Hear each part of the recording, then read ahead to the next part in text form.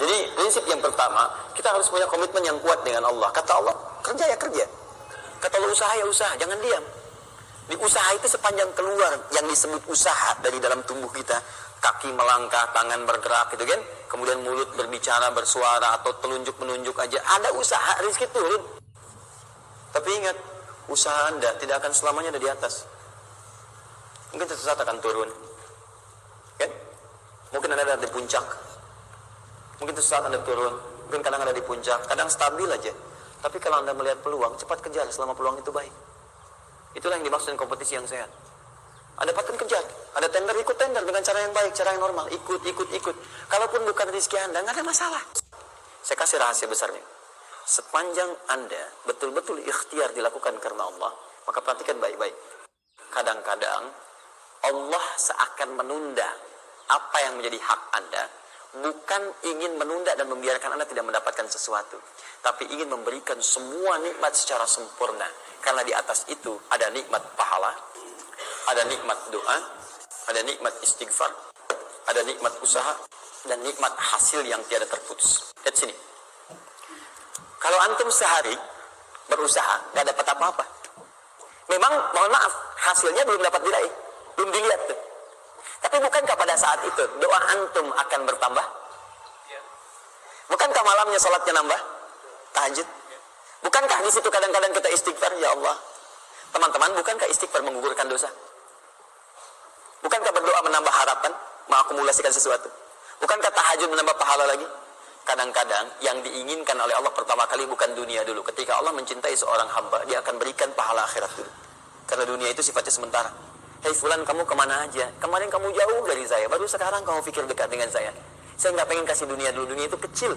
Kalaupun di seekor sayap samuk sebelahnya, sebelah sayap nyamuk ada dunia itu, ada nilainya, saya kasih buat kamu deh, nggak ada nilainya. Ya, karena itu saya ingin kamu akhirat sempurna dulu. Saya ampuni dulu dosa-dosa kamu yang kemarin. Begitu sudah diampuni, hari kedua istighfar lagi diampuni, saya kasih pahala yang banyak. Begitu pahala udah dapat, dosa udah diampuni, baru dunia diakumulasikan. Karena hukum dunia itu, kalau antum usaha akan terus diberikan. Jadi nggak ada yang nggak dikasih. Jadi kalau antum sehari bekerja ini, kelihatannya nggak dapat apa-apa. Bukan nggak dapat apa-apa, disimpan untuk diakumulasikan. Nanti dosa antum tuh udah hilang, amalan udah banyak, antum dapat banyak. Kadang-kadang nggak sadar kalau saat dapat banyak itu sebetulnya itu hasil usaha antum sebelumnya. Tetapi begitu.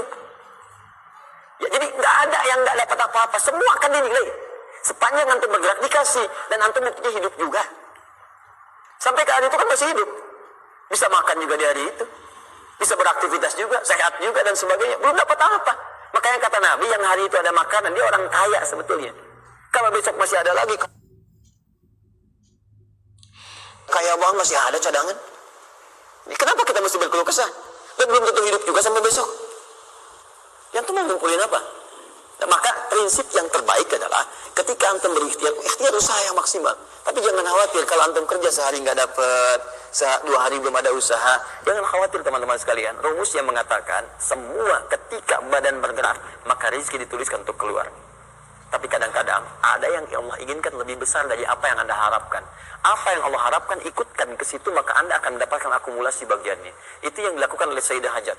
Begitu beliau kemudian naik ke Marwah, nggak dapat. Naik ke Safa, nggak dapat. Apa pernah tertuliskan dalam riwayat sedikit aja Sayyidah Hajar mengeluh? Tunjukkan kepada saya kitab mana yang pernah menunjukkan riwayat ketika bolak-balik itu, kemudian Sayyidah Hajar berkata, ya Allah, saya kan istri Nabi, saya kesini memenuhi perintahmu, ya Allah, ini udah capek, kenapa belum turun juga? Pernah nggak? Kedua, ketiga, keempat, kelima, sampai ke yang ketujuh. Begitu sampai di Marwah, baru kemudian diakumulasikanlah itu. Apa yang terjadi? Ibunya yang usaha bolak-balik. Akhirnya keluar dari mana? Anaknya, kakinya kemudian menghentak lagi. Tiba-tiba keluar air dari situ. Pertanyaan saya, ibu yang lebih tahu di belakang. Kan kalau anak itu sedang haus, pasti tangan kakinya bergerak kan? Kenapa saat pertama disimpan bergerak, airnya keluar?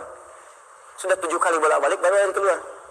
Silakan lihat riwayatnya. Pada hentakan itu, ketika 7 kali ibunya bolak-balik, malaikat mengepakkan sayapnya. Itu yang menghantam air dan keluar air. Malaikat yang ditugaskan adalah memberikan rezeki, namanya Mikail. Itu ada di Quran surah kedua ayat ke-98. Ya, man kana aduwwan lillahi wa malaikati wa rusuli wa jibril wa mikail. Mikail Di antara tugas Mikail oleh Allah ditugaskan untuk memberikan rezeki. Yang paling menarik, perhatikan baik-baik. Begitu airnya keluar, ibunya sedang di marwah, sedang berdoa nih. Makanya kalau sa'i di sofa ngadep ke kiblat berdoa dulu, ke marwah ngadep ke kiblat berdoa dulu. Begitu sedang berdoa, nyampe ke marwah yang ketujuh, anaknya lebih kencang menangisnya. Ibunya mendengar suara nggak biasa, dikejar ke sini. Begitu kejar ada air. Apa kata ibunya? Lihat kalimatnya. Zam, zam, zam, zam. Ibunya tidak mengatakan ijma, tapi zam, zam, zam, zam. Zam itu artinya kumpul jangan berhenti, kumpul jangan berhenti, kumpul jangan berhenti. Sampai sekarang air itu tidak pernah berhenti. Perhatikan bagaimana akumulasi pekerjaan seorang ibu yang sangat serius menghasilkan rezeki bukan hanya untuk dirinya, untuk anaknya, cucunya, cicitnya, dan berganti generasi sampai kita sekarang. Kita aja ke zaman Nabi Muhammad, itu teman-teman sudah lewat 15 abad. Nabi Muhammad ke Nabi Ismail 29 generasi. Satu generasi bisa ribuan tahun. Nabi Muhammad ke Nabi Musa 2000 tahun, ke Nabi Isa 600 tahun. Sekarang ke Nabi Ismail 29 generasi. Muhammad bin Abdullah bin Abdul Muttalib bin Hashim bin Abdul Manaf bin Qusay bin Murrah bin Kilab bin Ka'ab bin Ghalib bin Fihir bin Malik bin Nadar bin Kinana bin Khuzaimah bin Mudrikah bin Ilyas bin Salam bin Nizar bin Mudar bin Ma'ad bin Addan bin Adi bin Adri ya bin Muqawwam bin Nahur bin Tari bin Yarub bin Yasub bin Nabit bin Ismail alaihissalam. 29 generasi. Yang bisa mengulang 29 ini saya bebaskan paspornya untuk menghafal Quran di pekan depan. Silakan. Boleh, silakan. Tapi kalau salah satu tambah satu ayat. Jelas? Terakumulasi, maka boleh jadi kita berusaha bekerja sehari belum dapat, 2 hari dagang belum dapat, tenang. Begitu antum 3 hari, tiba-tiba dagangan diborong habis.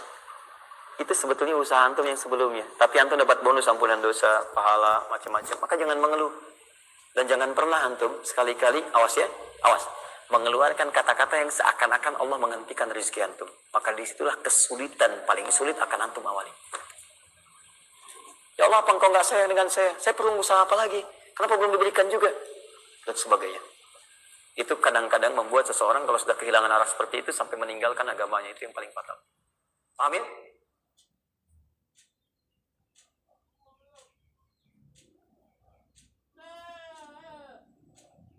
Mau pulsa gratis, token PLN gratis, sampai emas gratis. Makanya download Shopee sekarang. Dapatkan gratis pulsa 20.000